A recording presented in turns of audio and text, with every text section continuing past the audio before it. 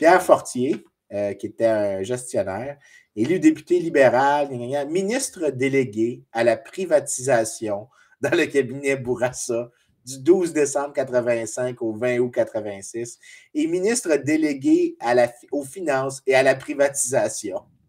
Ouais, j'irais en politique pour ce poste-là. Juste pour ce titre-là, moi aussi, j'irais. Sans aucune hésitation. Ah non, dites pas ça à Duhem, Steve va me rappeler pour me dire de me présenter, puis il va m'offrir le ministère de la privatisation. Oui, parce qu'Éric va être premier ministre, absolument. Non, j'ai rien dit. Non, c'est sûr qu'il me rappelle demain matin s'il entend. Je suis désolé. Mais non, mais c'est lui. La seule privatisation, la grosse privatisation qu'il y a eu dans les années 80 au Québec, c'était la Dépêche. Hey, c'était fleuron, ça, là.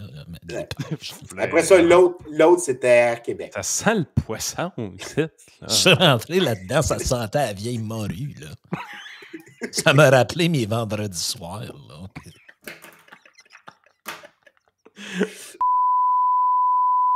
J'étais sûr que t'allais dire c'est...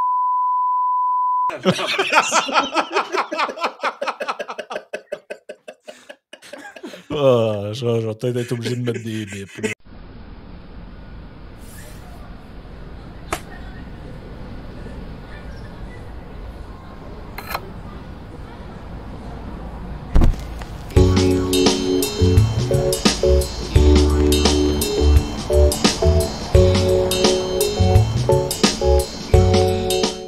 Justement, commençons pendant que les absents ont toujours tort, comme on dit. C'est ça la phrase.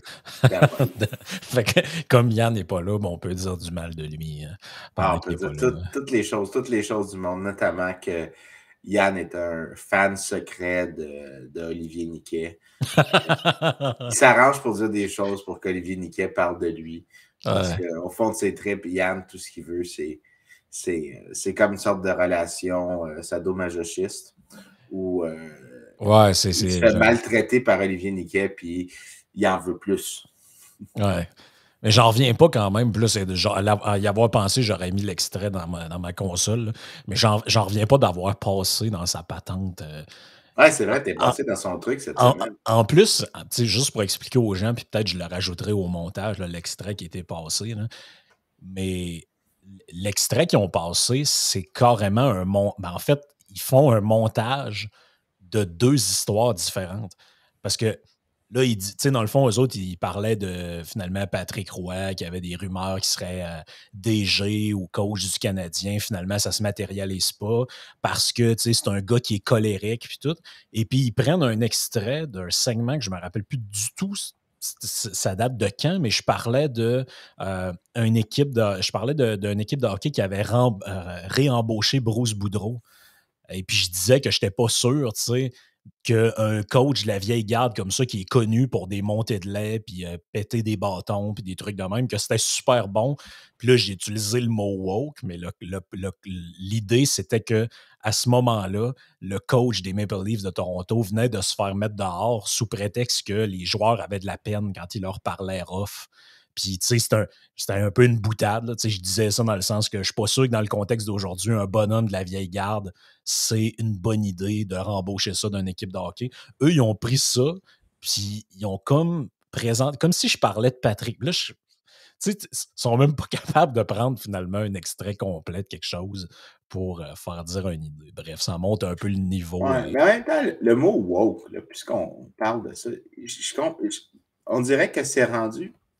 Tu te rappelles, pendant une couple de jours après que Donald Trump était élu, fake news, c'était un terme qui avait d'être utilisé de manière assez neutre.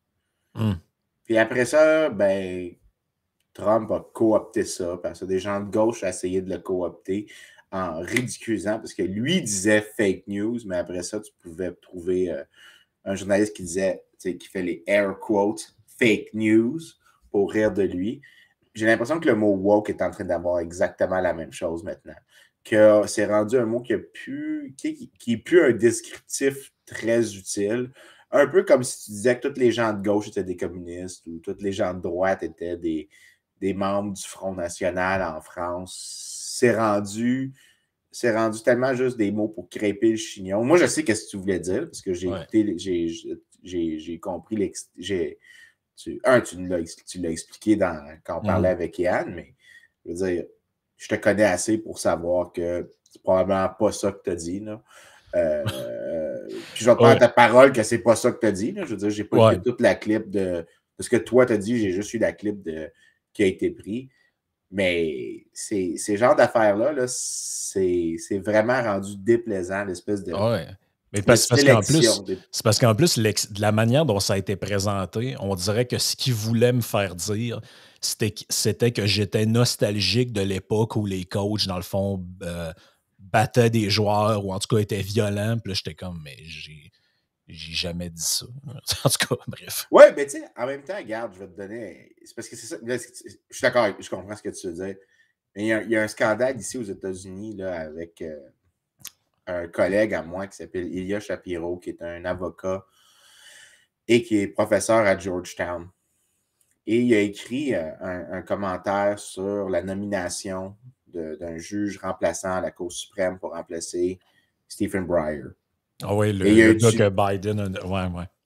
Ouais, ben là, puis Biden a dit qu'il voulait nommer une femme noire. Shapiro, qui est free market, libertarien, a fait un commentaire qui était mal écrit, mais que tu prends 2 secondes pour y penser, puis tu sais que c'est pas ça qu'il a dit, mais il dit le meilleur juge que la gauche a présentement, c'est cette fille-là, puis ça serait probablement la meilleure juge de loin. Puis là, il explique pendant tout le long du texte, il explique pourquoi ça serait une excellente candidate. Mais après ça, il dit n'importe qui d'autre serait un lesser candidate. Mais comme Biden a dit qu'il voulait une femme noire, lui, il a dit lesser black candidate. Là, c'est très mal écrit. Tu comprends comment ça peut être vu de manière offensante. Mais le reste du texte ne fit pas du tout avec cette association parce que la femme qu'il mentionne est une femme indienne. Donc, tu sais, tu peux pas vraiment dire le raciste. Tu peux dire, OK, regarde, tu aurais pu mieux t'exprimer, tu aurais pu... mais là, il y a des gens qui se sont mis vraiment à attaquer Shapiro et à demander qu'il fasse retirer sa position à Georgetown. Puis il y a des étudiants, puis c'est là que tu vois que woke apparaît vraiment comme un truc que là, tu peux rire. Il y a des étudiants qui ont dit, ben, ça nous blesse dans nos émotions, dans les cours. Et naturellement, on aimerait une dispensation pour le temps qu'on a manifesté contre le professeur Shapiro. On aimerait ça avoir des crédits supplémentaires pour rattraper. Puis là, tu es là, OK, non. Là, il y a de la bullshit qui se fait. Là. Tu demandes des crédits supplémentaires pour avoir manifesté contre un prof qui s'est mal exprimé. Hey, c'est de l'exagération comme il faut. Là, ça, c'est comme le woke qui est déplaisant. Mais toi, de ce que j'ai compris que tu as décrit, c'était une autre alternative où, ben, à un moment donné, les pratiques des années 40, 50, 60, 70, où tu as un gros fier à bras qui casse un meuble pour faire son point, ça passe plus aujourd'hui. Ben, c'est aussi un bon point. Je trouve pas que c'est woke, mais j'ai compris dans quel contexte tu as dit ça. Puis on dirait que les gens maintenant veulent juste comme trouver la version la pire possible de la personne avec qui ils sont en désaccord et pas essayer de dire qu'est-ce qu'il essayait de dire vraiment. Shapiro essayait de dire quelque chose, puis c'est pas comme ça qu'il voulait le dire. Toi, tu as utilisé le mot woke de manière sarcastique, à ce que je comprends, pour faire un point. Mais on dirait que maintenant, de nos jours, c'est vraiment intéressant de prendre une personne et de présumer que tout ce qu'elle dit, parce qu'elle n'est pas de ton bord de la clôture, c'est naturellement une mauvaise personne. Puis c'est intéressant que dans le processus, ça te sert un tout petit peu à toi, que c'est utile pour toi, c'est self-serving de chier sur cette personne-là à toute fin pratique. Ouais, puis tu sais, Yann vient de se joindre à nous autres. On le salue, fait que là, qu'on va commencer à déraper à partir d'ici. Mais tu sais, ce que j'allais dire, avant qu'on rentre dans un sujet qu'on voulait parler aujourd'hui, c'est que, tu sais, à un moment donné, là, essayer de prendre tout le monde pour leur faire des procès d'intention.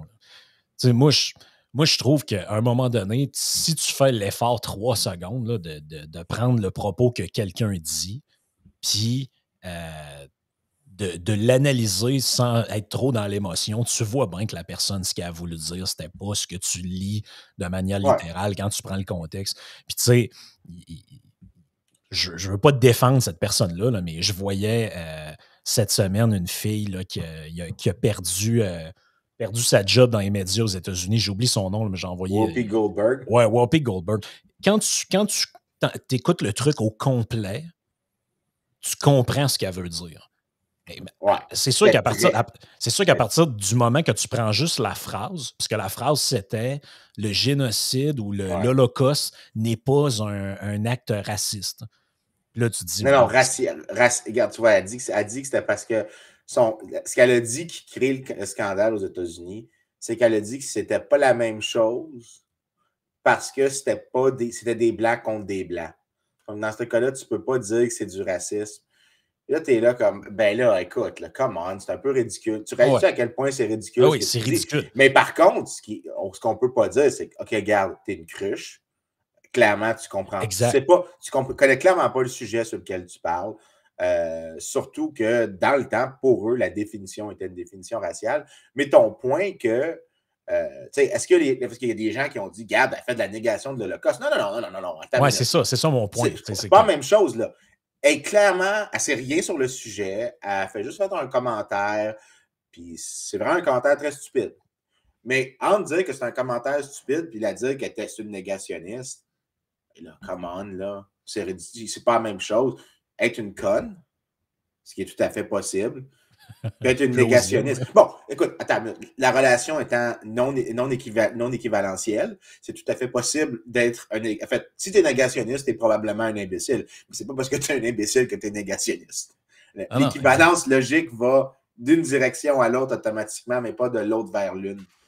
Non, mais moi, ces trucs-là, je trouve ça insupportable. C'est comme quand Yann t'avait dit... Quoi j'ai fait, moi? Non, mais Yann, un il dit, bien candidement, il dit, ben là, il y a une campagne actuellement des médias qui a complètement scrappé la crédibilité d'AstraZeneca. Je ne sais pas pourquoi exactement, mais c'est un vaccin qui est bien correct. Si vous autres, vous en voulez pas, donnons-le à des gens qui en ont pas. Ouais, c'est ça, Yann, il veut donner des vaccins pas bons à du monde pour les... C'est un eugénisme. Là, t'es là, mais êtes-vous malade? Ouais, non, mais c'est plus facile, c'est tellement facile de présumer, tu sais, que la personne est méchante. Puis moi, en fait, il y a une sorte de ranking surtout dans mon cas. Que j'aime développer. C'est que si tu es une personne qui parle fréquemment dans les médias, on devrait te juger sur ton pattern général de comportement. Si en général, tu es généreux, puis que tu dis des choses qui sont X, Y, Z, mais que par accident, ça a l'air que tu as dit B, ben on devrait présumer que tu as dit quelque chose qui rentre dans le set X, Y, Z, pas dans le set A, B, C, mettons. Ben, ça, c'est la première manière que tu devrais juger. Si, par contre, la personne a un pattern de mauvaise foi, de diffamation, d'attaque personnelle, d'ad hominem, là, tu devrais le prendre à une coche plus bas, puis tu devrais présumer que probablement que si elle a dit quelque chose d'offensant, c'était peut-être même voulu. Puis, moins tu es connu médiatiquement, moins tu devrais être puni pour dire quelque chose si ça a l'air clairement maladroit. Fait que c'est un peu comme, mettons, un vox pop où tu prends des gens qui ne parlent jamais aux médias, puis tu essaies de rire de ces gens-là.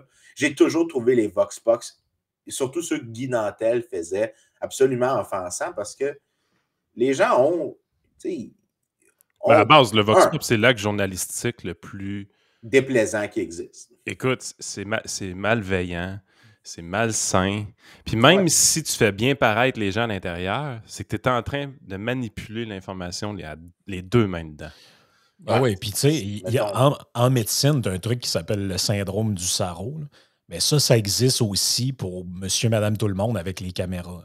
Il y a des gens que, tu sais, les gens qui sont dans les médias oublient ça. Là. Vous avez des caméras, des micros toute la journée.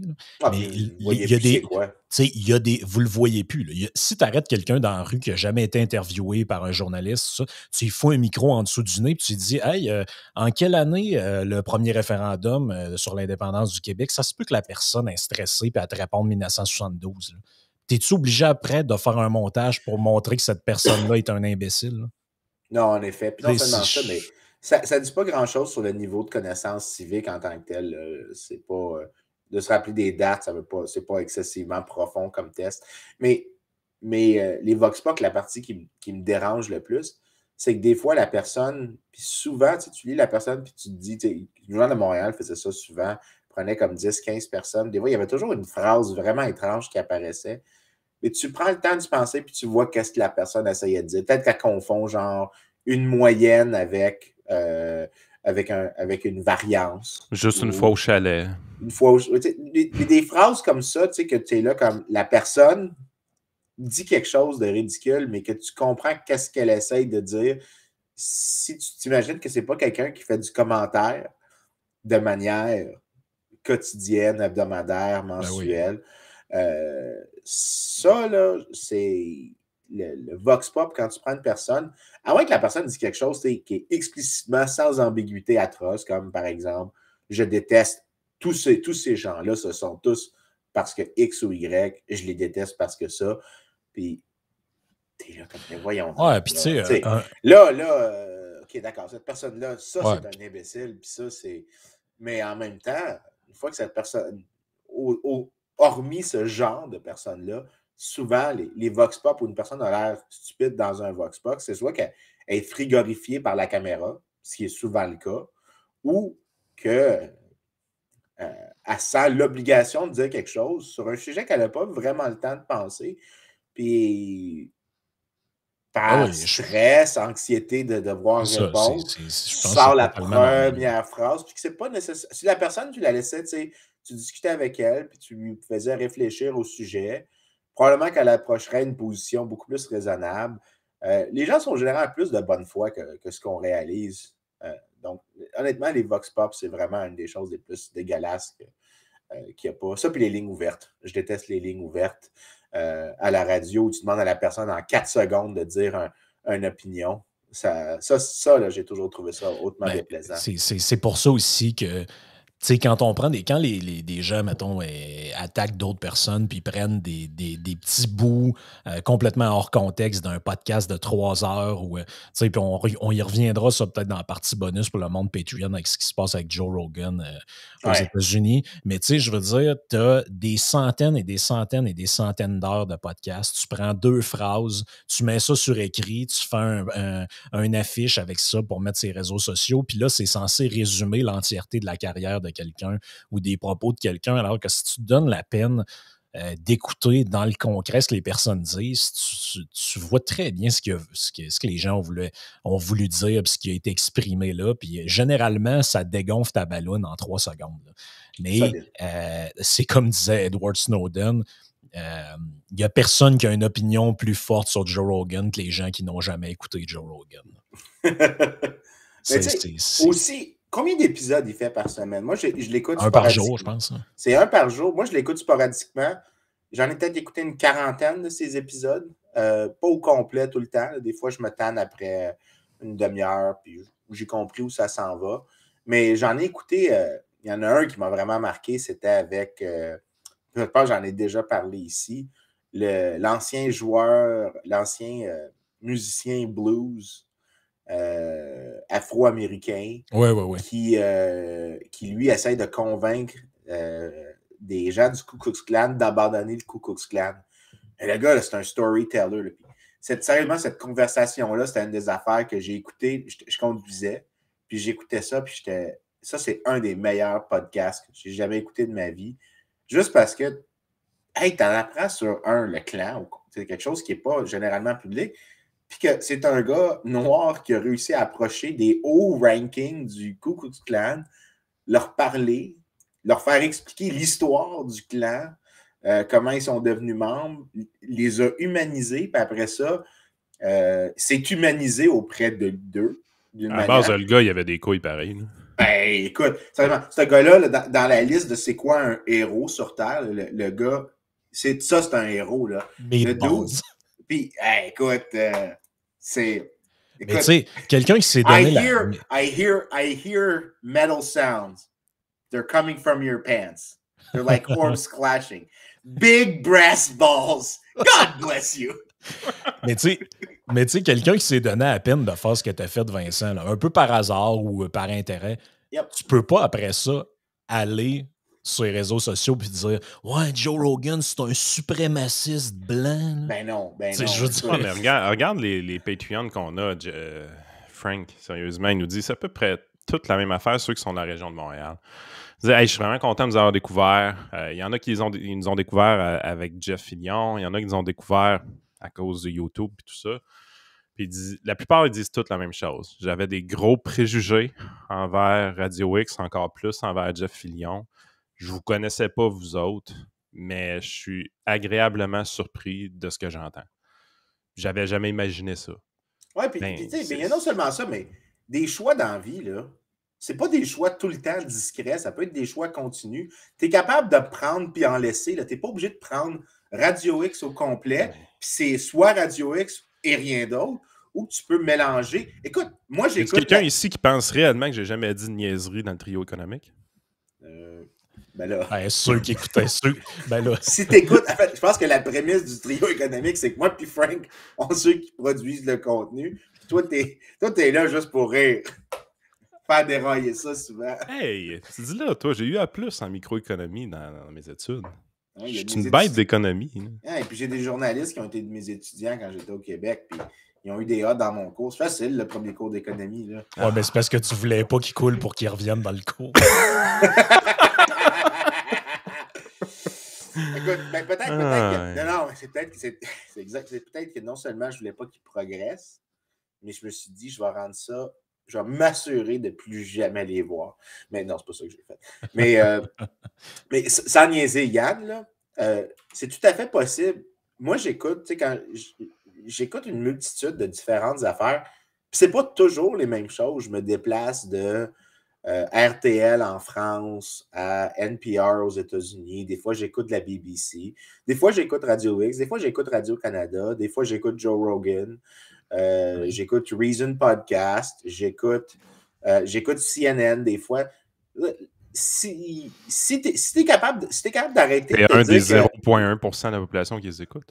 Peut-être, ouais. Hey, t'as-tu vu le code d'écoute, sérieusement? C'est hallucinant. Là. Ben écoute, quand les gens disaient que les codes d'écoute, j'ai regardé ce matin, quand les codes d'écoute ont baissé, ils disaient, c'est sûrement un truc ridicule.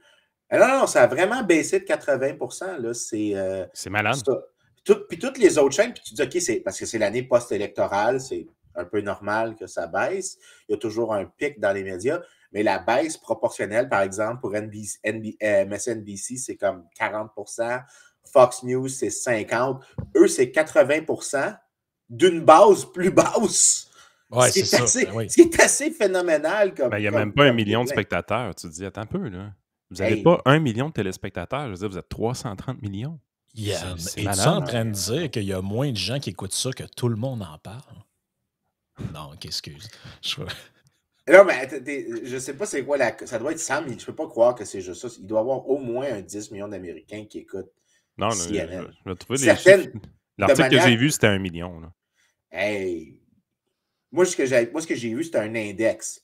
Donc, ce qu'il disait, c'était, dans le graphique, c'était indexé à une certaine année de base. Puis après ça, il disait le ratio de un et chacun relativement à l'autre à la fin. Donc, c'était genre, tu avais deux panels au graphique. C'est pas important, là.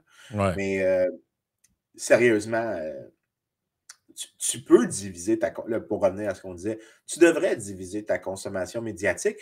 Non seulement ça, mais si tu es moindrement généreux avec les gens avec qui tu ici, là. Attends, fuck la générosité.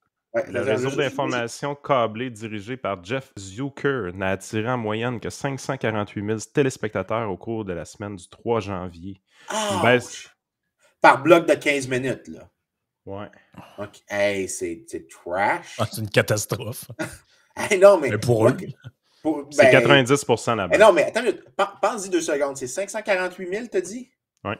Il y a 335 millions d'Américains. D'âge adulte, les Américains ont un petit peu plus d'enfants, donc disons que 200 millions d'adultes. Tu es en train de me dire que moins d'un quart de pourcent d'Américains d'âge adulte écoutent CNN. Mm-hmm. Juste qu'on répète, le quart d'1%. Mm-hmm. C'est... Ouais, mais écoute, on y reviendra, c'est ça. On y reviendra dans la partie Patreon, mais moi, je pense que c'est ça une des raisons des levées de boucliers contre des gars comme Joe Rogan, c'est celle-là. Les médias traditionnels, il y en a qui sont en train de crever, puis il y a des podcasters qui n'étaient pas des inconnus dans son cas, mais qui n'étaient pas du tout un gars de médias à base. Qui sont en train de manger leur lunch et solidement. Il y a plus de gens dans une semaine qui écoutent un podcast complet de Joe Rogan, qui écoutent 15 minutes de 11 millions de subscribers. C'est ça l'histoire. Là. Mais gardons-nous Joe Rogan pour la partie Patreon. Tu connais JC, Vincent? Le gars à TVA Sport. Non, je sais que pas un gars de sport, tu peux pas le connaître, casse pas ta tête. Mais. En gros, ton line-up pour la question, c'était une manière de me dire que j'étais un petit gros, c'est ça? C'est ça, hein? Regarde, si tu veux aller là, pas de trouble. Non, je voulais juste que ça soit clair, que tu as prétendu que tu me posais une question pour m'insulter. Non, on arrête ça là, je viens de t'imaginer en legging, fait que non, on change ça me fait mal, ça. Non, mais je vais trouver les chiffres pendant que je te parle, mais dans les coulisses.com avait sorti les ratings de GC. TVA Sport, là, je veux dire, c'est une émission de sport du Canadien qui discute, il y a des invités, il y a surtout des gros salaires, là. Puis on n'avait pas pété le 6 000 dans une émission. Tu sais, je veux dire, juste donner une idée, là. Les gens s'excitent ces temps-ci à Radio X, là, de la station, parce qu'il y a vraiment beaucoup plus d'écoute Internet que d'habitude. Ils ont rajouté un autre serveur cette semaine. Puis, Jeff, je pense qu'il a dépassé le 13 000 écoutes en ligne cette semaine. Mais ça exclut toutes les radios FM. Là. C'est juste l'écoute en ligne. Ça exclut tout le on-demand et tout ça. Là. C'est pas un réseau national. Là. Mais là, GC, c'est national. C'est TVA Sport. C'est les gros salaires. C'était quelque chose comme 6 000. Je vais trouver le chiffre, là, mais c'est freakant. Là. Ah, mais c'est... ça, pour les coûts fixes que tu as à recouvrir quand tu es une chaîne de télévision, tu couvres pas grand... Tu couvres même pas la moitié. Tu peux pas imaginer que tu couvres quoi que ce soit de tes coûts fixes. Là. Non, c'est clair. C'est clair. On s'enligne dessus ça, c'est notre moyenne d'habitude, 20-25 minutes à déraper avant de commencer. Vincent, il faut bien qu'on parle un peu d'actualité. Là. Ben oui, c'est vrai. On peut. Ben, on va y revenir. C'est une quarantaine de minutes dans la partie pour le monde sur Patreon. Il y a une couple de podcasts, Vincent, on a rendu hommage à Germain Belzile, j'allais dire ton mentor. Je pense qu'on peut dire ça. Ouais. C'est pas du tout un des mentors. Un des mentors que tu as eu dans ta carrière. C'est un bon podcast. Si les gens n'ont pas écouté, je les suggère de retourner dans la liste des podcasts disponibles, que ce soit sur YouTube ou sur les plateformes de streaming, ils peuvent aller l'écouter. C'était bien intéressant. Mais tu nous as envoyé, parce que moi, je trouve ça intéressant, parce que là, on est vraiment directement dans les mythes fondateurs du modèle québécois, comme on pourrait dire. Vous avez écrit vous avez co-signé un article. En fait, vous étiez 3 auteurs. Ouais. Puis vous avez co-signé un article qui parle justement de la nationalisation c'est un propos plus général sur l'interventionnisme, de ce que je comprends, mais c'était des études de cas, dans le fond, sur la nationalisation de l'électricité au Québec et en Ontario à partir des années 40, si ma mémoire est bonne. Puis, dans le fond, c'est ça, vous arrivez quand même à une conclusion qu'on n'est pas tout à fait habitué d'entendre, parce qu'ici, dans le roman national québécois, c'est un peu l'acte fondateur de la modernité, là, si je peux dire. Il y a en France, c'est la prise de la Bastille, puis ici, c'est la nationalisation de l'électricité. Puis je caricature à peine, honnêtement. Là, c'est pour beaucoup de gens. Je pense pas que c'est une caricature. Je pense que je veux dire, c'est pas la... juste avant que tu partes pour ton monologue habituel, là, parce qu'on fait nos recherches en live, nous autres, là, je me suis pas trompé de chiffre, c'est bien 6 000 pour Ouch! Aïe. Hey, c'est sauvage, ça. Mais écoute, je vais y aller bien vite, là, parce que Yann vient de me faire sentir self-conscious. Puis, je suis une petite bête avec des émotions. Fait que je vais pleurer. Yann, il va me timer, check-le.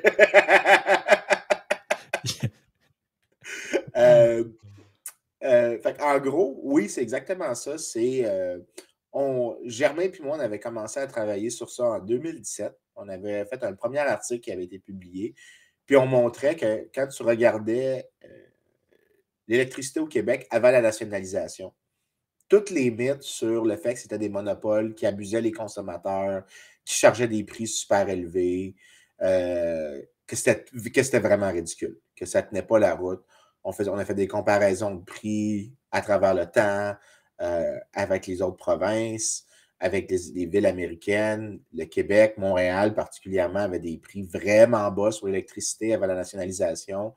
La seule raison que les prix avaient l'air des fois d'être plus élevés, j'ai vu le changement de nom de Frank, que les prix avaient l'air plus élevés, c'était que le Québec mettait des taxes vraiment élevées sur les producteurs. Puis quand tu regardais par exemple, les prix pour les services industriels, c'était super bas. Donc, toute la mythologie sur les monopoles qui abusaient des consommateurs n'avait pas l'air de se concrétiser. Cette mythologie-là, elle a-tu été créée après coup ou c'était live à l'époque? C'était live à l'époque. C'était live à l'époque. Journaux, fait qu'on disait qu'il y avait des monopoles, des choses comme ça, puis personne identifiait le réel problème à ce moment-là. Mais c'est parce que tout le monde comparait avec l'Ontario. Puis l'Ontario, comme 2 décennies avant... Il faisait des Martines. Oui, il faisait des Martines.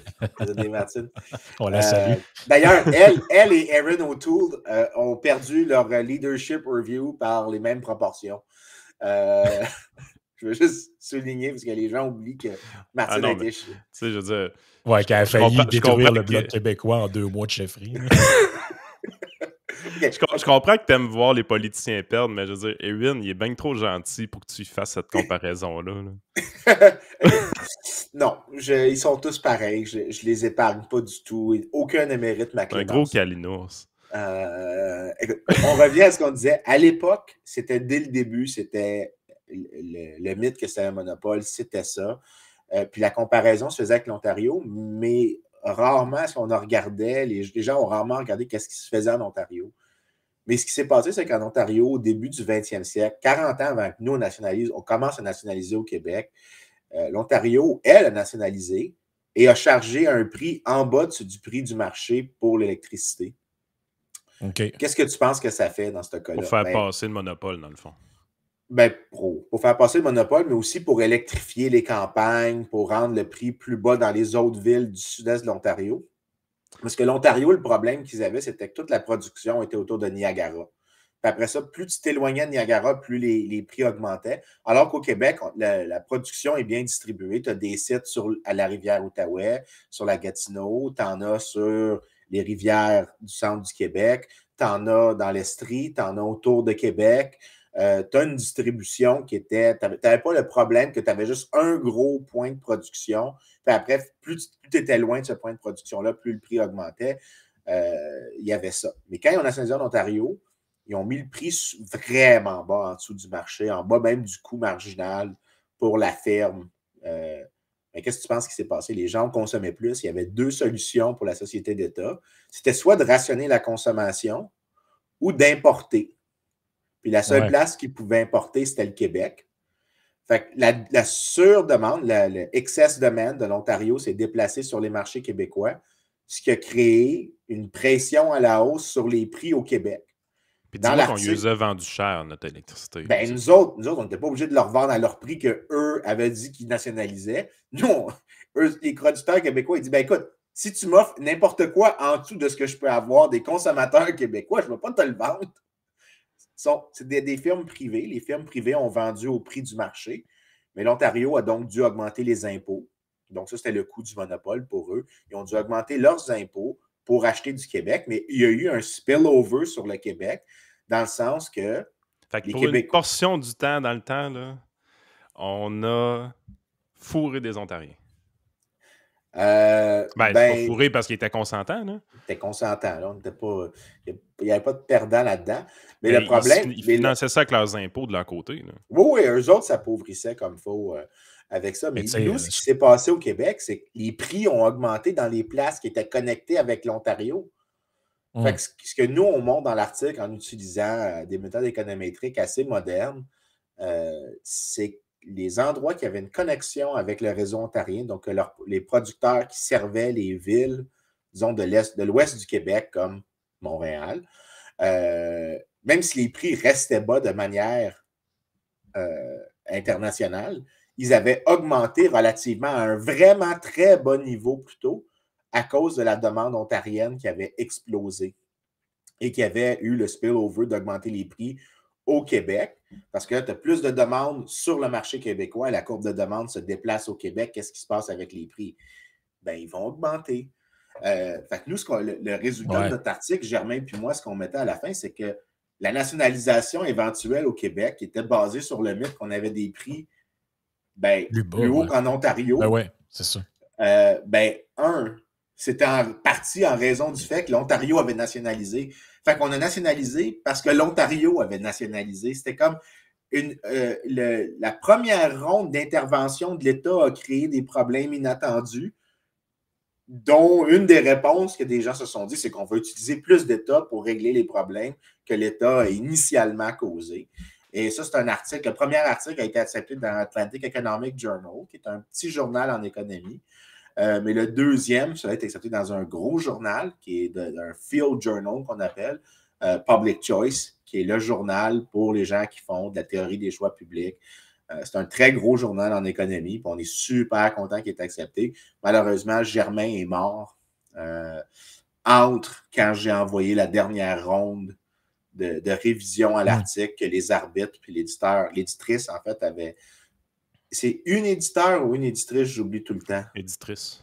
Je pense que ça doit être éditrice. OK, je me demandais, j'ai toujours une hésitation à cause que je vis dans les deux mondes, là, en termes de langue, mais t'es juste un illettré, là, arrête.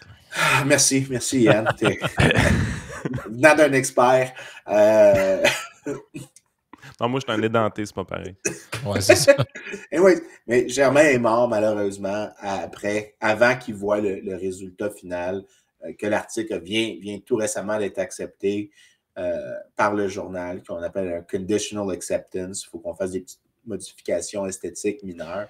Y a-t-il quelque chose qui se passe de spécial, par curiosité, quand un des auteurs décède pendant le traitement? Non, ça ne change rien au processus de publication autre qu'il va y avoir une petite étoile à côté du nom de Germain qui va être écrit à titre posthume. Okay. Ça, c'est la partie qui me fait un peu de peine, mais honnêtement, quand on a commencé à travailler là-dessus, c'était 2016, 2017. C'est long, pareil, hein? Non, mais le premier article, puis quand on avait fait le premier article, on s'était dit, éventuellement, il faudrait qu'on revienne sur l'affaire de l'Ontario. Parce que ça fait... On a peut-être quelque chose, on se disait, après avoir fait le premier point qu'on a fait, que c'était juste du myth-busting, le premier article. Le deuxième, on s'était dit, quand on avait fini le premier, il faudrait qu'on fasse le truc sur l'électricité. La nationalisation au Québec étant le résultat des conséquences inattendues de la nationalisation 20 ans plus tôt en Ontario. Puis, c'est plate que Germain peut voir le résultat final a été accepté, mais on est vraiment content de cet article-là parce qu'il est vraiment, c'est un myth-busting. Il est présenté comme une contribution à un autre domaine en économie, mais le case study est vraiment intéressant pour les historiens québécois, pour les gens qui sont insérés à l'histoire du Québec. En gros... Tu sais qu'il n'y aura plus jamais aucun souverainiste qui va vouloir te parler, Vincent. Ben non. Écoute, les souverainistes, en fait, mon plus grand plaisir avec les souverainistes, c'est que il en reste une couple. Le Parti québécois avait au moins 10% dans le sondage. Je présume qu'au moins la moitié de ces gens-là sont souverainistes. Ouais, mais parce que là, parce qu'il y a presque une connexion divine là, dans le processus de nationalisation de l'électricité. On remonte à René Lévesque qui lui-même descend presque Saint-René. Ouais, mais écoute, c'est vrai que pour les nationalistes, la nationalisation a eu vraiment un rôle important parce que c'était une société d'État qui était, quand c'était privé, c'était généralement du savoir-faire qui était des anglophones à toute fin pratique, on va le dire comme c'est. Et après ça, tu avais des gens francophones qui ont pu prendre contrôle de cet outil-là. Et au lieu que ce soit des firmes privées différentes, c'est un monopole public contrôlé par des francophones. Mais On ça, a-tu exproprié toute leur compagnie? Honnêtement, j'ai jamais vraiment lu sur le processus à l'époque. on les a achetés. Ils ont été achetés, puis ils ont été achetés ils ont été achetés au prix du marché. On En n'a fait, pas grossé personne en faisant ça. Là. non, ils n'ont pas été dépossédés. La première nationalisation, par contre, en 1944, là, il y a eu l'air d'avoir quelque chose, parce qu'on oublie qu'il y a eu 2 vagues. La première, c'est que la Montreal Heat, Light and Power a été nationalisée en premier, et ensuite, les autres, comme la Southern, la Gatineau, eux. En 44, c'était Godbout, ça? Oui, c'est Godbout qui a fait la première nationalisation. Et là, il y a eu un gros débat qu'ils n'ont pas été compensés, les firmes, que les actionnaires de MHLP n'ont pas été compensés à la valeur du marché. Mais Duplessis a corrigé ça quand il a été réélu. Je pense qu'il y a eu une rectification. Il y a un article d'une historienne économique qui était à HEC avant, Ruth Dupré, qui avait expliqué comment ça s'est produit, comment il y a eu la juste compensation qui a été fournie éventuellement. Mais je me trompe-tu ou quand on arrive pour compenser une compagnie dans une nationalisation comme ça, c'est important de bien le faire parce que tu peux quand même détruire ta réputation d'un point de vue international. Tu sais, je veux dire, si tu arrives et tu saisis les entreprises puis tu ne lui donnes pas une scène, puis personne ne va vouloir faire de la business chez vous. Ce qu'on appelle dans le jargon réquisitionner. Oui, effectivement. Mais écoute, la chose qui était. Puis là-dessus, je pense qu'il y a une défense à faire de Jacques Parizeau. Il y a une partie de l'histoire économique du Québec qu'on ne connaît pas beaucoup, qui est comment la dette publique était financée avant les années 60. Avant les années 60, le Québec empruntait sur les marchés financiers à Montréal et Toronto. Et il y avait un syndic financier de gens qui avaient des relations très proches, tant avec le gouvernement fédéral qu'avec le gouvernement provincial. Puis c'était tout fait pratique du rent-seeking politique qui se produisait. Mais ça faisait aussi en sorte que l'espèce de jeu symbiotique qu'il y avait, c'était que les deux se tenaient un peu en garde l'un contre l'autre. Jacques Parizeau est arrivé, puis le syndic financier de Montréal, quand c'était le temps d'emprunter pour compenser les actionnaires des autres compagnies d'électricité, le syndic a dit non, on ne veut pas vous prêter. Parizeau, en fait, ils ont dit qu'ils voulaient leur prêter, mais à des taux qui étaient complètement ridicules. Parizeau a été... Là, tu parles de Parizeau, le fonctionnaire, et non pas le politicien. Ouais, Parizeau, quand il était fonctionnaire, effectivement. Parizeau a expliqué à Lesage et compagnie que c'était tout à fait possible d'aller emprunter sur d'autres marchés. Donc, il est allé à New York. C'est ça, celui qui a éventuellement dit l'argent et les votes ethniques. Je mette un peu de couleur. Pour ceux qui nous écoutent en podcast, c'est parce qu'on est sur Restream. Puis on peut mettre des noms en dessous de notre face sur la caméra quand on se parle. Puis souvent, pendant que l'autre il parle, on change les noms. Fait que Frank, il vient de changer pendant que je parle de Parizeau, il a mis l'argent puis des votes ethniques. Fait que, pour ceux qui ne comprennent pas pourquoi on était interrompu dans notre propos, c'est ça qui vient de se passer. Mais Parizeau, ce qu'il a dit, c'est qu'on va aller emprunter à New York. Et il a emprunté 300 millions. Et il a donné le chèque en arrivant aux compagnies. En fait, il a encaissé. Il a donné des liquidités, des transferts, les securities à des firmes privées. Donc, il a fait ce qu'il avait à faire. Là. Il n'y a pas eu de dépossession. C'est une nationalisation. Puis non seulement ça, mais présentement, c'est juste, c'est une transaction sur un marché ouvert. Non, oui, exact. Présentement, on vit de quoi avec les compagnies gazières? On sait c'est quoi l'histoire? Là? Il y avait des compagnies gazières qui avaient des claims au Québec. En 2008, on découvre du gaz avec Junex, Gastem, Petrolia, toutes sortes de compagnies comme ça. On découvre du gaz au Québec. On est assis sur des milliards de dollars de gaz, de schiste, qui est quand même assez dur à extraire. Finalement, on connaît l'histoire un peu, là. On a mis fin à ça, il y a eu des moratoires, puis là... Ça implique encore Martine, en plus. Oui! C'est mon bout préféré de sa carrière politique, je vais être franc. Martine, tu nous manques! Moi, j'avais 2 mains là-dedans. Je veux dire, mes premières expériences d'investisseur autonome, bien avant que je sois conseiller, là, c'était dans ces compagnies-là. J'avais investi là-dedans. J'avais fait beaucoup d'argent pour ensuite vraiment en perdre une tonne grâce au gouvernement. Mais non, c'est des expériences d'investisseurs spéculateurs. Fait que, tu sais, des fois, les gens me voient un peu avec du dédain sur la spéculation quand je parle de finance. Ça, c'est que j'ai quelques bonnes expériences catastrophiques à raconter aussi. Là. Mais c'est ça, finalement, là, on le sait, il est moratoire. Puis là, le gouvernement semble carrément s'en aller dans une direction où est-ce qu'on va dire OK, ad vitam aeternam, c'est terminé, le gaz reste dans le sol. Bien là, on bougonne parce qu'il y aurait des compensations à donner à ces compagnies-là ou à certaines de ces compagnies-là. Mais je veux dire, si vous ne donnez pas de compensation, d'un point de vue réputation internationale, ouais, t'as l'air d'un faire de voyou. Mais là, écoute, tu ne peux pas compenser ces compagnies-là. Là. Je veux dire, ils ont investi ici. Là. Ils ont fait les recherches. Là. Écoute, il y a deux arguments contre la nationalisation.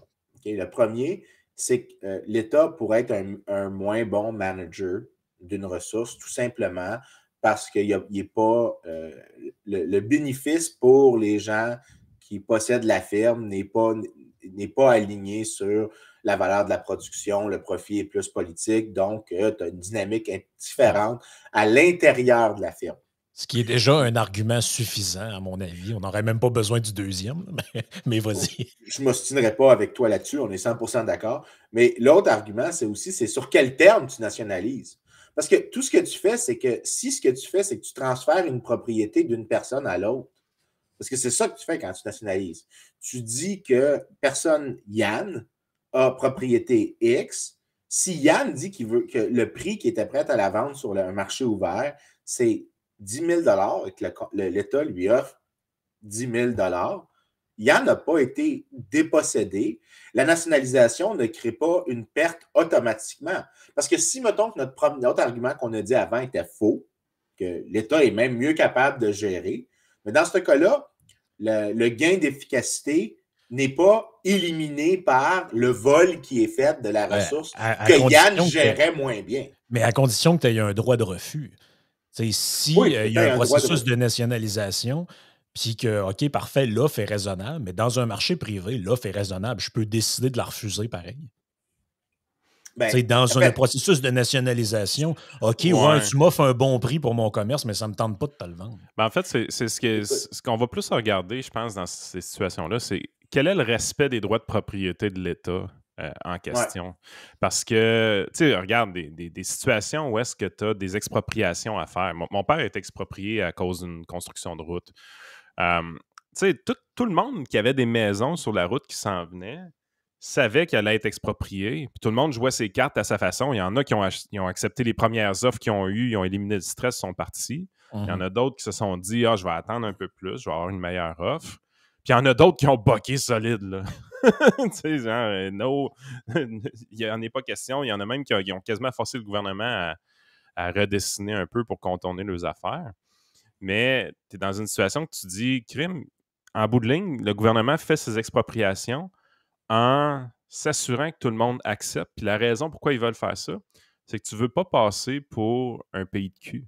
Tu ne veux pas que les gens aient peur que leurs droits de propriété ne valent rien au Québec. Puis non, ça, c'est quelque chose de vachement important. C'est ça qui est vraiment souvent, je me souviens quand j'ai parlé de nationalisation ou privatisation avec des journalistes, c'est toujours difficile pour eux de comprendre qu'il y a deux sous-questions associées à ça. Quand tu nationalises, si c'est juste un achat de gré à gré, il n'y a pas d'expropriation, ce n'est pas un mauvais signal en soi. Et il y a la possibilité que l'État s'en sert d'une manière qui est peut-être, parce que peut-être, disons que j'ai tort, que mes arguments de la théorie des choix publics sont tous torts malgré le nombre incroyable d'articles. Les compétiteurs, c'est pas important. Mettons quelque chose comme ça. Là. Mettons. Puis, mais des fois, tu pourrais dire que, par exemple, non, mais attends une minute. Tu as un cas théorique, c'est ce qu'on appelle un monopole naturel. Oui. Quand tu as un monopole naturel, la firme qui a un monopole naturel va charger un prix supérieur à son coût marginal, va charger au prix qui est celui qui est équivalent quand son revenu marginal et son coût marginal sont égaux ensemble. Mais le prix va être bien plus élevé. Une société d'État, parce que l'État n'est pas obligé de faire un profit dans ce cas-ci, pourrait baisser les prix et faire quelque chose qui est plus proche de l'optimal. Est-ce qu'il est capable de le faire? C'est une autre question, mais il y a un cas théorique qui est assez bien, qui a quand même un corpus de respectabilité en économie, que c'est une possibilité. Mais ça, c'est différent de la question de comment tu fais cette nationalisation-là. Tu ne peux pas nationaliser en expropriant une personne de sa propriété. Et en fait, dans un cas comme ça, si tu fais une expropriation, il y a la possibilité que ta nationalisation est contre-productive parce que tous les autres investisseurs regardent la situation et se disent, mais qu'est-ce qui arrive? Moi, je veux dire, ce qui se passe, c'est que tous les investissements futurs qui ont une longue durée, donc ça prend longtemps, la maturité d'un projet, c'est pas demain matin, c'est 10, 15, 20 ans dans l'avenir. Mais s'il y a un 5, 6, 7 de chance de plus que le gouvernement décide de fermer les livres et de m'enlever mon actif avant qu'il arrive à Tu maturité, t'en vas ben, avant. je ferai. Mais non, c'est ça, je ne veux juste pas faire l'investissement pour commencer. Exact. Dans ce Ça, cas-là, tu il peut avoir appauvris des ta société au net. Exactement. Dans le mauvais comportement, dans un comportement voyou de la part du gouvernement, tu peux briser le PIB dans des secteurs économiques tout autres que l'électricité. Yep. Fait que c'est pour ça que la question de la nationalisation, c'est différent. Des résultats de nationalisation peut être différent du processus de la nationalisation. Soit une nationalisation peut être bien faite, comme elle peut être mal faite. Puis une nationalisation bien faite pourrait être une nationalisation qui est quand même nocive économiquement.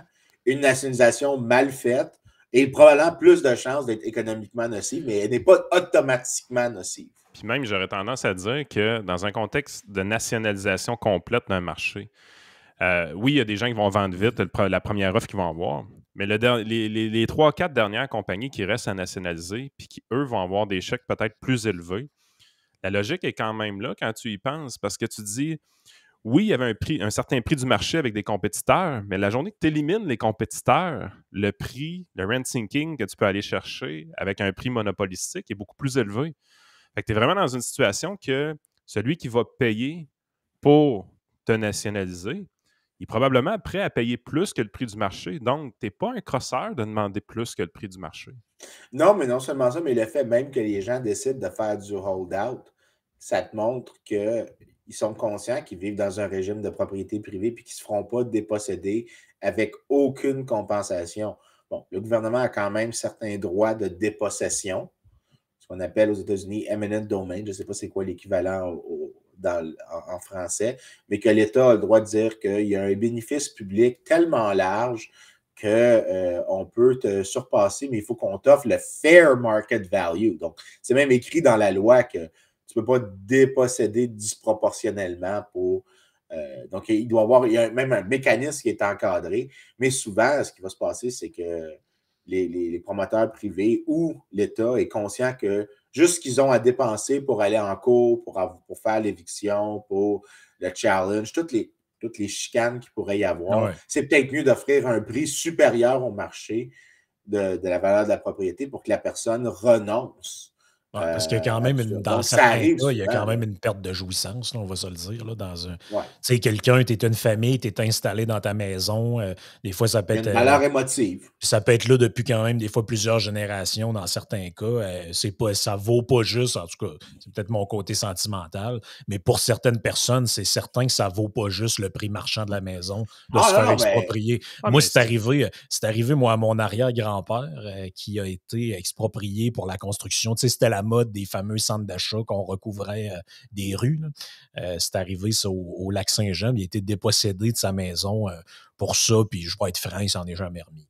Il était vieux, puis, mais il s'en est jamais remis. Si ce que tu expliques là n'existait pas, Gaston Mandeville n'aurait jamais écrit Le Vieux dans le bas du fleuve. Non, en effet. Effectivement. Écoute, c'est drôle, tu dis ça. Je cherche... je veux savoir, juste parce qu'on est en train de parler du prix des maisons, là, je cherche sur Google Scholar si, je ne sais pas comment j'appellerais ça en anglais, mais le prix des maisons familiales, parce qu'en anglais, si je dis family home, c'est juste une maison. Right? Une maison. Nous autres, c'est maison unifamiliale au Québec. Non, mais moi, ce que je veux savoir, c'est... Ouais, maison unifamiliale, mais moi, ce que je veux savoir, c'est la maison d'une famille qui s'est... Mon père, c'était la maison de mon père. Ah, maison... Une maison générationnelle. Generational. Ça doit être ça, ouais. C'est ça. Je veux savoir, je me demande si je voudrais savoir combien il faut, en moyenne, il faut que tu offres. Après ça, il dit que c'est moi le cave des trois. Il est drôle en bataille.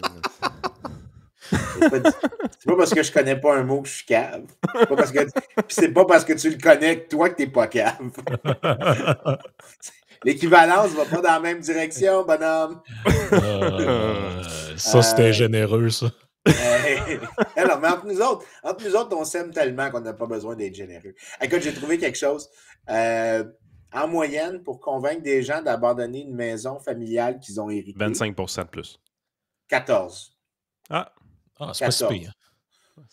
J'aurais pensé plus gros que ça. Mais... Ouais. Ben, en moyenne, c'est ça qu'ils disent. Fait que, Oh, oui, mais j'avais compris la moyenne. Ben, il y en a, on le sait, ça se fait au double du prix. Là. Ça, ouais, mais c'est peut-être moyenne, mais je vois rien qui me dit c'est quoi la distribution. Hein. C'est peut-être pas moyenne avec une moyenne centrée dans une courbe normale. Ça pourrait être que tu as une couple de personnes qu'il faut que tu leur en offres tellement. Oui. Il y en a d'autres que pour eux, ça ne vaut plus rien parce que si on décidé de la vendre cette année-là, ben c'est parce qu'ils s'en foutent de la valeur familiale. Mais il y en a quelques-uns qui sont qu'eux, il faut vraiment que tu leur en offres beaucoup pour qu'ils s'en départissent.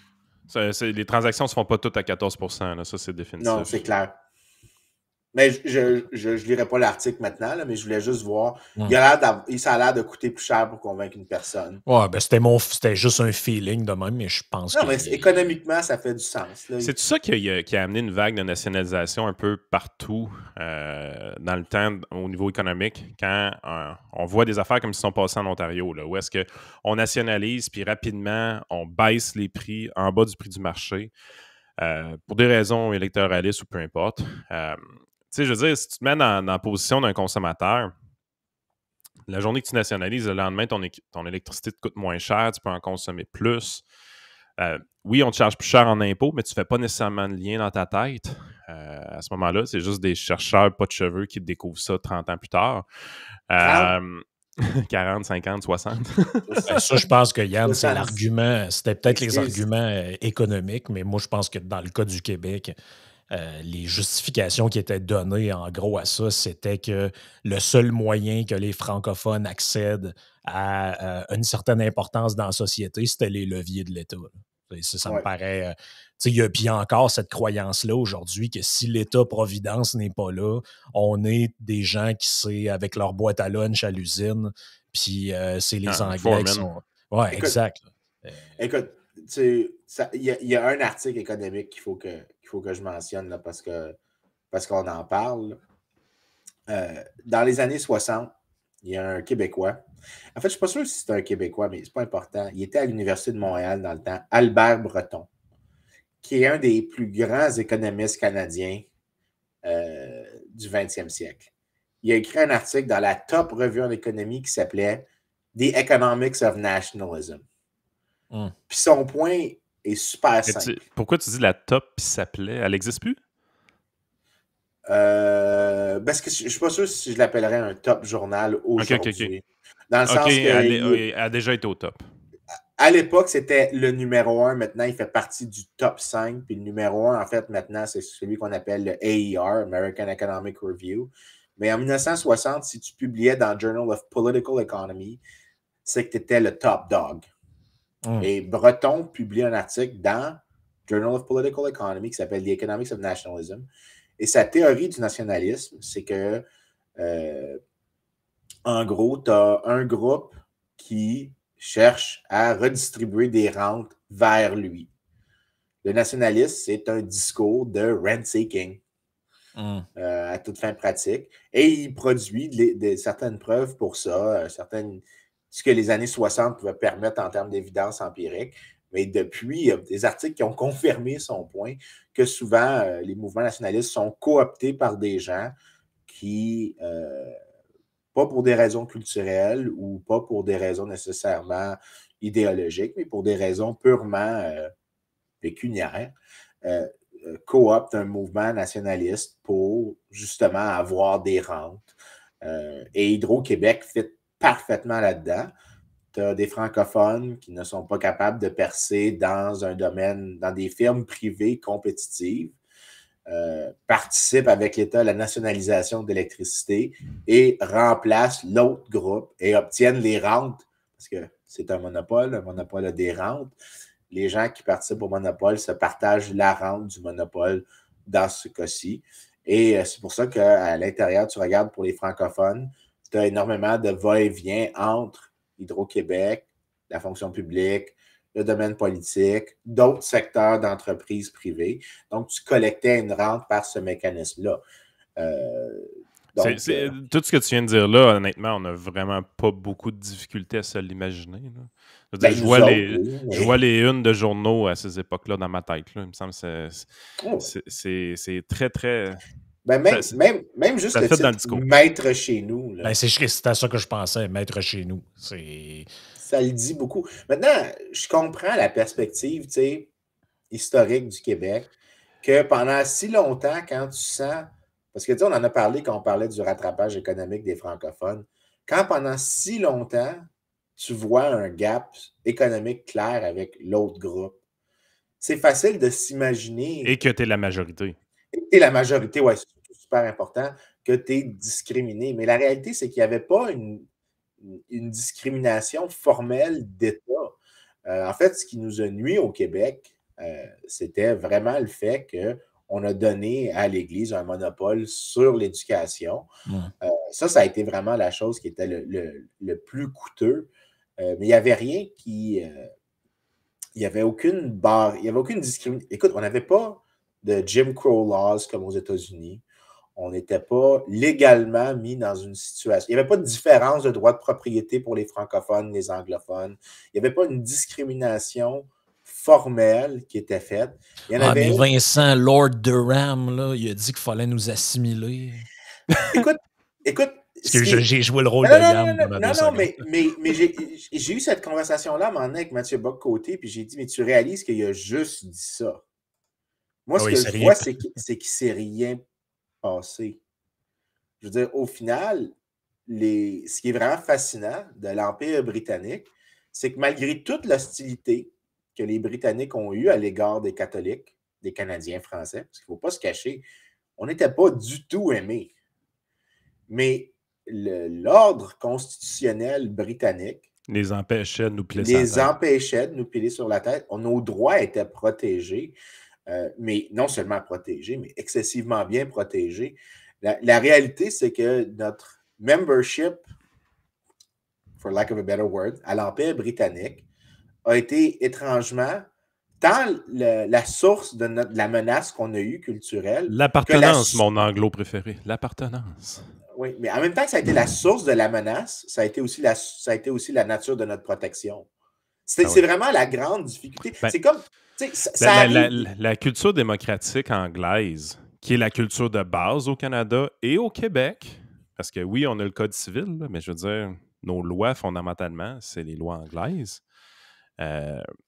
Moi, sérieusement, tu me demandes la supériorité de quel régime je préfère. Je préfère beaucoup le système britannique que celui français. Là. Je ne sais pas si je me prononcerais super fortement là-dessus parce que je n'ai pas vraiment une croyance sur ça. Là. Je pense pas, premièrement, il faut souligner que... Il n'y a rien de français dans notre façon d'agir d'un point de vue démocratique, ça on comprend. Oui, bien en fait, ça, je suis d'accord. Cette partie-là de ta affirmation, je suis d'accord, mais la réalité, c'est que, par contre, ce que je suis prêt à dire, c'est que les Québécois, c'est vraiment les gens les plus britanniques que tu n'as pas en Amérique du Nord. Nos traditions sont férocement britanniques. Les mécanismes à l'intérieur de nos partis sont immensément britanniques. On a du tout... En fait, tu regardes notre histoire institutionnelle, c'est une histoire britannique qu'on a adoptée à 100%. Il y a des livres, par exemple, par l'historien économique Gilles Paquet, son collègue Jean-Pierre Wallot, qui montrent la vitesse fulgurante à laquelle les Canadiens français, dès qu'on a eu l'acte de voter, parce qu'on a eu le droit de voter en 1791, parce que même si on était des catholiques, de participer à des fonctions de l'État à un certain degré, c'était très rapide qu'on s'est approprié le cadre institutionnel britannique, qu'on s'est dit des citoyens, qu'on était les héritiers des libertés anglaises, mais qu'on avait le droit d'être français avec des libertés anglaises. C'est quand même assez impressionnant dans l'histoire du Québec, cette espèce d'appartenance-là. C'est pour ça que quand la gauche bien pensante qui m'énerve le plus, c'est celle qui essaye de nous faire ressembler le plus à disant ça, c'est de la pensée anglo-saxonne, comme si c'était étranger au Québec. Non, les Québécois sont littéralement le groupe que tu les regardes, qui sont les plus anglo-saxons de tout Ben, l'univers t'as juste besoin d'aller en France 3 pour jours voir la pour te rendre compte différence. que t'es pas français. Là. Ben, à la base, les États-Unis ont une structure politique républicaine, un peu comme celle des Français. Je veux dire, Mais aussi, tu sais, c'est le pays à regarde côté de nous, là, puis eux autres ressemblent plus aux Français que nous autres. demande aux Québécois qui veulent étudier à l'étranger leur pays de préférence. US? Grande-Bretagne. Ouais, Grande-Bretagne, c'est très populaire pour La ça. proportion de Ok. Québécois que tu vas trouver dans des Québécois qui vont faire leurs études à l'étranger, même ceux qui vont aux États-Unis vont dire qu'ils n'ont pas étudié dans des universités britanniques. Ah ouais, t'es Et sérieux?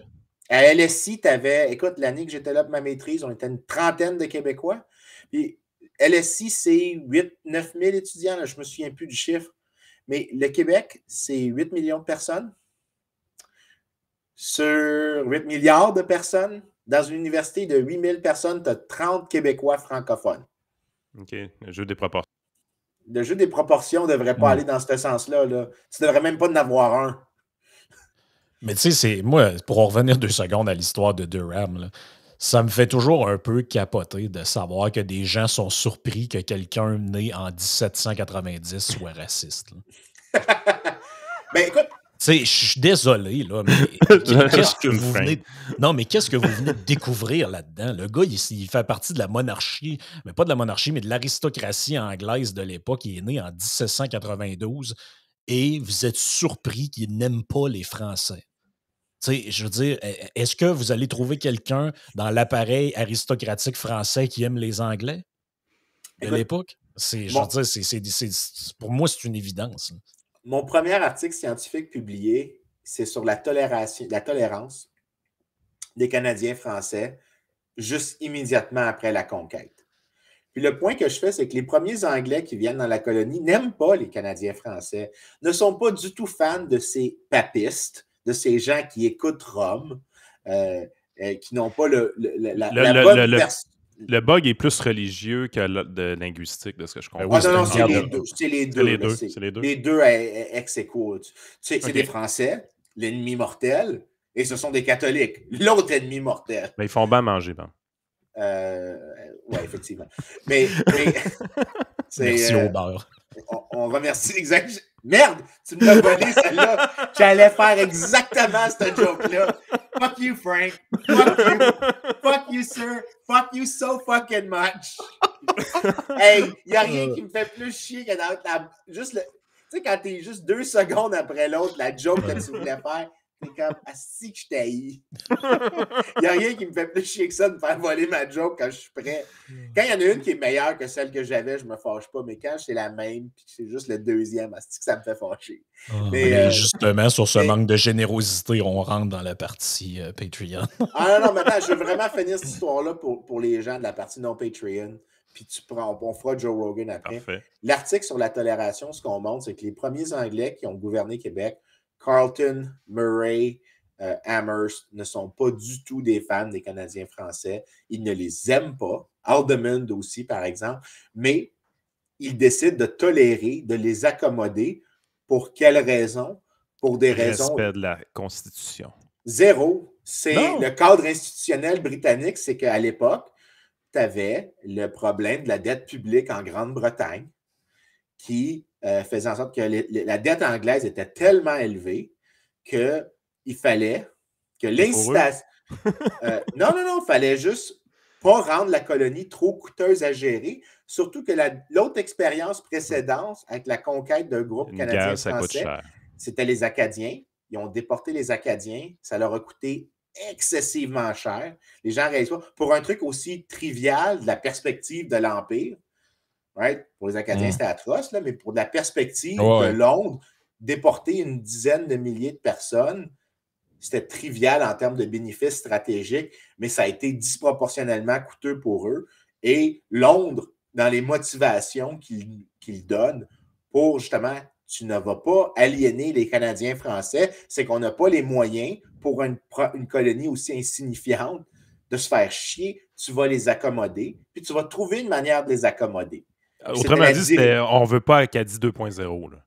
c'était à toute fin pratique, c'est ça que j'explique dans l'article, c'est qu'on ne veut pas une Acadie 2.0, que la tolération, là, ce n'est pas une acceptation qu'il y avait, c'était que le cadre, les incitations dans les règles du jeu des Anglais, c'était de produire une tolérance qui était qui était plus instrumentale que de principe, mais qu'au final, le résultat que ça a eu, c'est qu'après, la tolérance qu'il y a eu des Canadiens français a inspiré le Irish Relief Act, les actes de tolération à l'égard des catholiques irlandais, et que ça a établi à toute fin pratique, avec l'Acte de Québec, des précédents qui ont eu force de loi à travers le temps, qui a créé un cadre dans lequel les catholiques, tant dans les colonies britanniques que dans les îles britanniques, ont obtenu un statut légal qui était supérieur.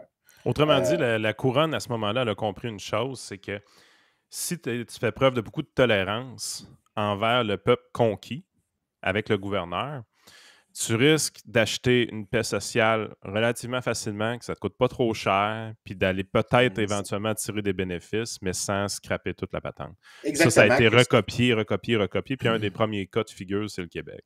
Exactement. Puis en fait, l'article que je te parle est super cité dans la littérature sur l'économie de...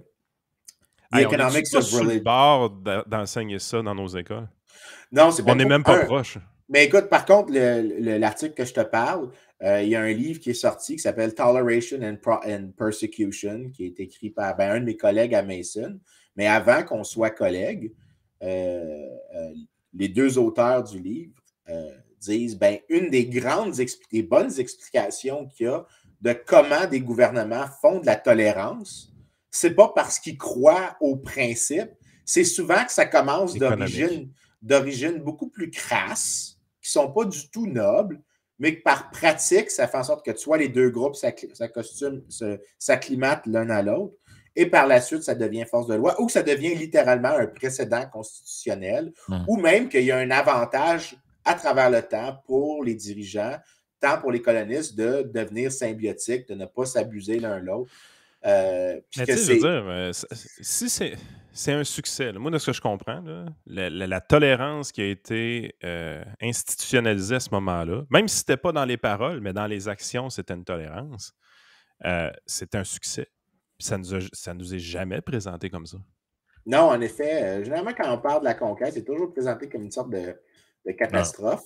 Il y a un récit, là.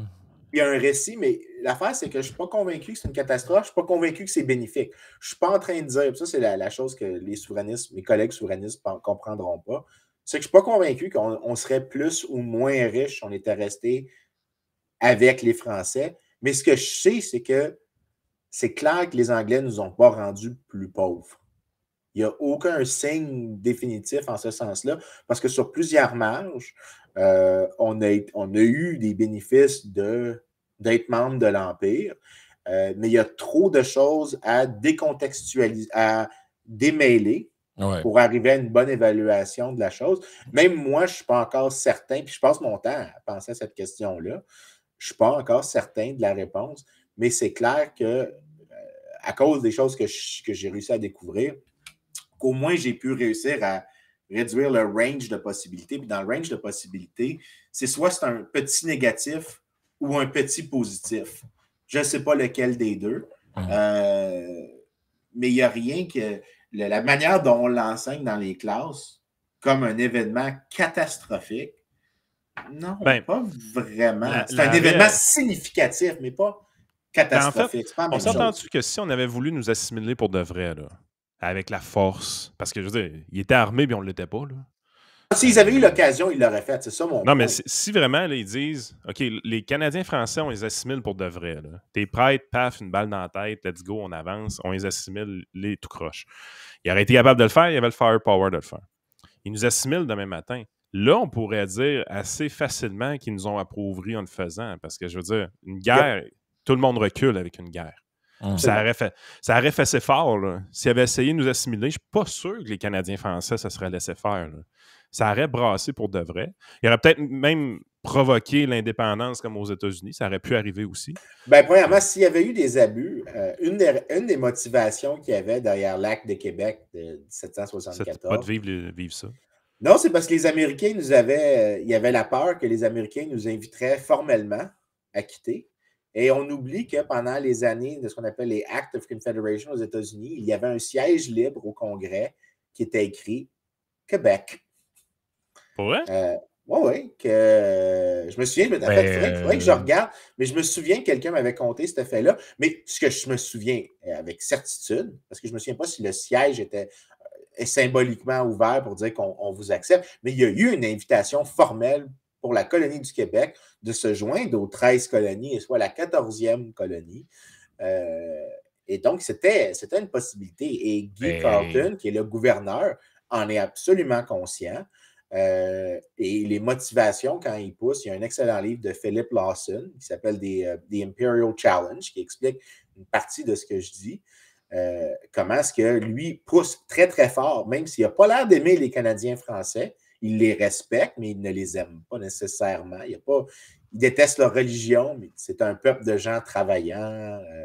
Mais surtout, ils peuvent devenir des loyaux sujets de Sa Majesté. Il faut qu'on leur montre seulement un signe d'ouverture, surtout pour éviter qu'ils s'allient avec les éléments séditieux au sud. Donc, même Papineau, quand il est revenu de son exil aux États-Unis, il y avait maintenant comme idéal Jefferson, puis il était en partie pour une genre d'annexe avec les États-Unis. Il a défendu à la fin de sa carrière, mais il n'était plus politiquement significatif, mais il avait effectivement défendu l'annexation.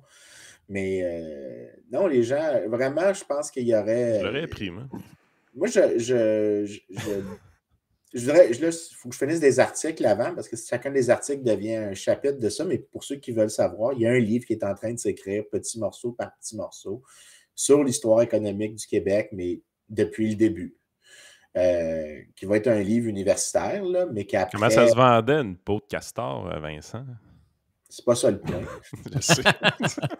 C'est pas la partie intéressante. C'est un détail. Je sais pas, c'est pas ça le point. Mais non, mais je veux vraiment que les gens comprennent que... Pour vrai, là, je vais rester sérieux parce que vous autres, vous ne voulez pas l'être. Mais il y a vraiment une histoire du Québec à raconter de manière précise dans laquelle les Québécois ont toujours été un peuple quand même assez riche de manière mondiale et que c'est uniquement à l'intérieur de l'Amérique du Nord qu'on est pauvre. Mais l'Amérique du Nord a toujours été exceptionnellement riche et que notre mélange, notre histoire institutionnelle est tellement riche et complexe que tu peux voir beaucoup de choses d'intérêt pour d'autres domaines en économie ou en histoire. C'est-tu l'absence de guerre qui fait qu'on est aussi riche?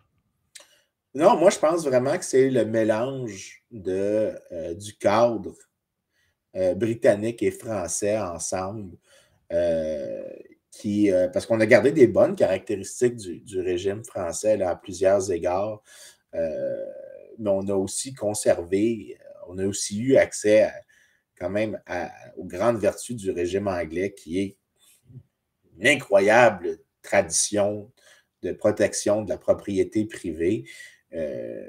Puis une influence américaine aussi, parce qu'à un moment donné, les Américains ne sont plus anglais. Ils ont leur propre philosophie, je pense, qui est particulière. Oui. Puis aussi, il y a une autre contradiction, puis ça, je pense, après ça, on va passer au Patreon, là, mais il y a une autre contradiction vraiment que les gens ne comprennent pas, c'est qu'étrangement, le Québec séparatiste est ce qui garde le Canada uni. Ça fait plusieurs fois que j'explique à d'autres. Parce que ce qui se passe, c'est que tu as un groupe qui est assez large, qui te permet de déterminer si oui ou non tu formes une majorité à la Chambre des communes. Sans ce groupe-là, tu ne gouvernes pas. Le Québec agit comme un garde-fou. Avec la menace de l'indépendance, il agit comme un garde-fou contre les intrusions du gouvernement fédéral. Ce qui fait en sorte que le gardien de la Constitution canadienne, étrangement, le PSPP. C'est le Québec. Le Québec est étrangement le gardien de la Constitution canadienne. Pas parce qu'il est francophone nécessairement, mais parce qu'il peut raisonnablement brandir la menace de quitter. Non, mais Paul Saint-Pierre Plamondon, gardien de la Constitution.